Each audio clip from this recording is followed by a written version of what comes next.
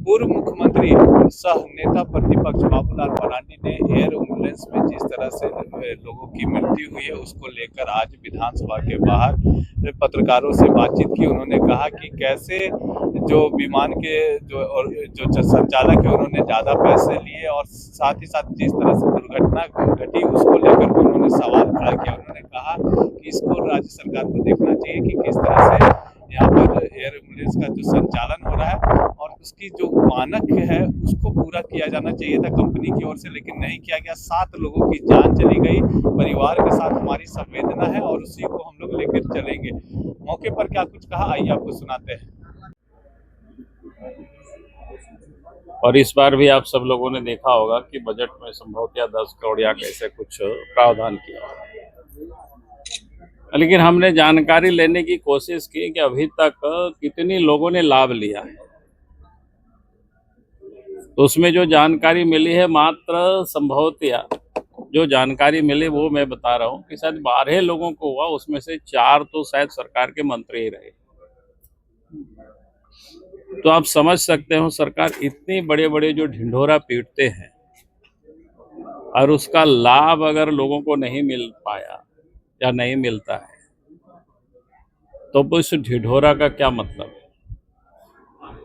फिर जिस दुर्घटनाग्रस्त हुए, जिस परिवार के लोग चले गए, वहां से भी जो खबर आई, ये जांच का विषय है। चूंकि जला हुआ व्यक्ति थे, उनका 60% से संभवतः अधिक जले हुए, तो सब्सिडी पर एयर एम्बुलेंस तैयार नहीं हुए उनको ले जाने के लिए, जो कि 60% से अधिक जले हुए हैं, इसलिए उनको नहीं ले जा सकते। लेकिन जब सब्सिडी छोड़ करके जानकारी मिली कि घर के लोगों ने ही पूरी पैसा देने की बातें की, तो फिर वो जहाज के मालिक ये तैयार हो गए।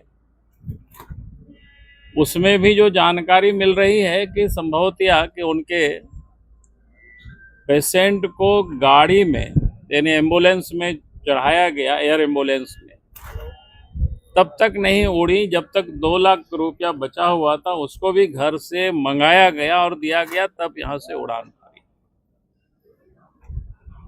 तो मैं कह सकता हूँ कि किस प्रकार से लापरवाही बरती गई है, किस प्रकार से गलत हो रहा है। तो मैं सरकार से जरूर मांग करूंगा कि एयर एम्बुलेंस जिस कंपनी से भी लिए हुए हैं सरकार, उनके ऊपर FIR होनी चाहिए और उसके ऊपर कार्रवाई होनी चाहिए, ताकि आगे कोई इस प्रकार के लोग दुस्साहस नहीं कर सके। ये बड़ा ही दुखद घटना है। सरकार जिसकी बड़ी बड़ी प्रचार करती है, प्रसार करती है, और वहाँ इस प्रकार की दुखद घटना हो, घटनाएं कहीं भी होती है, मैं उसके लिए नहीं कर रहा हूँ, लेकिन जिस ढंग से अप्रैल 2023 के से ये सब्सिडी पर चलाएंगे, तो 2023 हो गया, 24 हो गया, 25 हो गया, कुल मिलाकर के लगभग ये 3 साल हो गए। और 3 साल में अगर 12 लोगों ने लाभ ले पाए